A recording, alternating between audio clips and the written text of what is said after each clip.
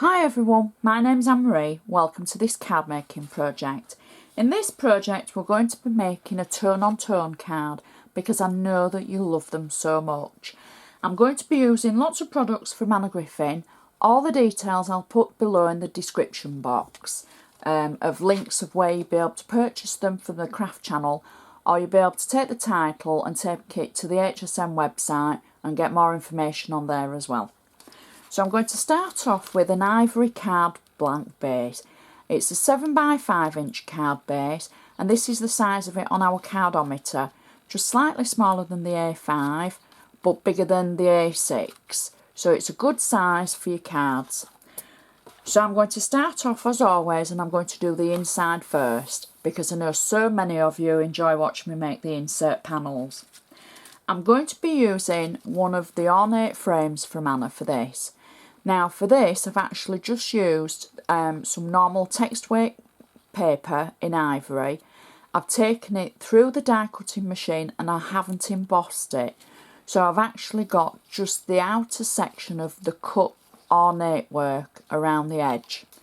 I've put double-sided tape on the back of it already, and I am simply going to add it inside.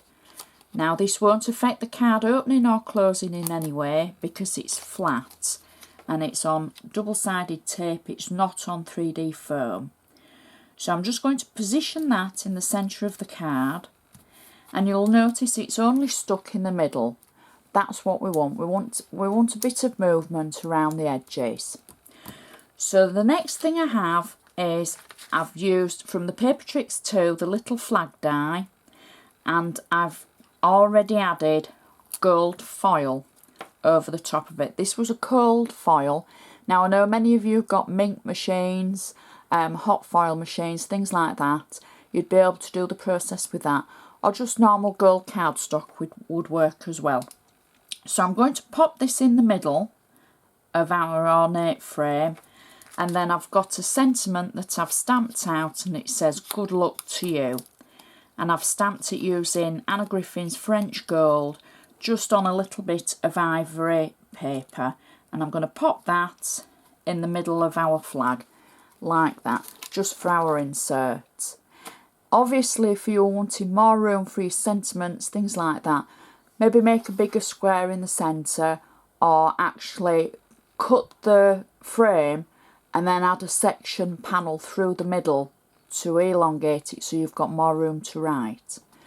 So the card still closes, it hasn't got any effect on the way that it folds flat, and it's still a good stand-up card.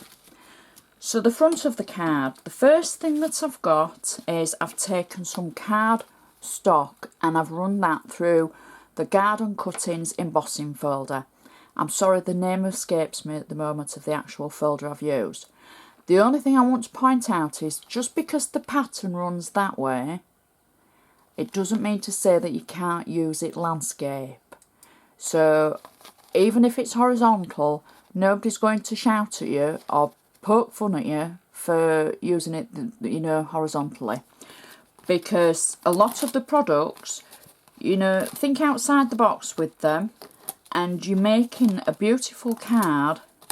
At the end of the day, nobody will really notice which way it goes, and it will still just look incredible when you've finished anyway. So I'm going to pop the layer on the front of my card. Now this again is ivory cardstock, which is basically the same cardstock that I've used for the blank card base, so that it tones in. The next thing I've done is I've used the ornate frame again, the same frame that we used for the inside, and this time I've actually embossed it as well. So I run it through the die cutting machine first to cut out the actual design, and then I added the green embossing mat to run it through again to get the pattern and the texture. I've put double-sided tape on the back of it just through the centre because I don't want it to affect the actual outside of the frame. I like that movement that you get through not sticking this bit down. So that's in the centre.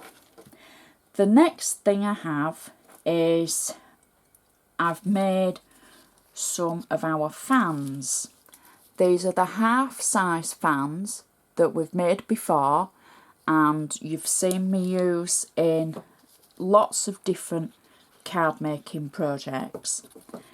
And I'm going to add 2 of them to the centre, facing each other, as if they were making a circle.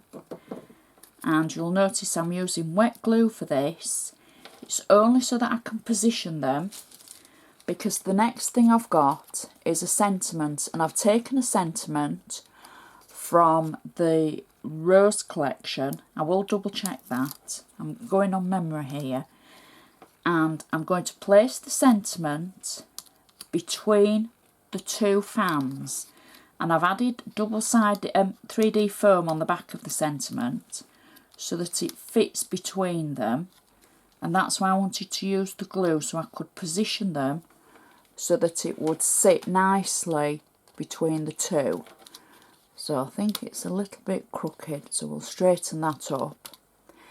The next thing I have, I've got 2 more fans, exactly the same, using the same cardstock and the same method to make them. I'll add a link at the bottom for the method of how I've made these. And I'm going to add glue again on the back of them, and I'm simply going to position it at the side of our sentiment and one at the other side again. And there we go. So those are the 2 more fans.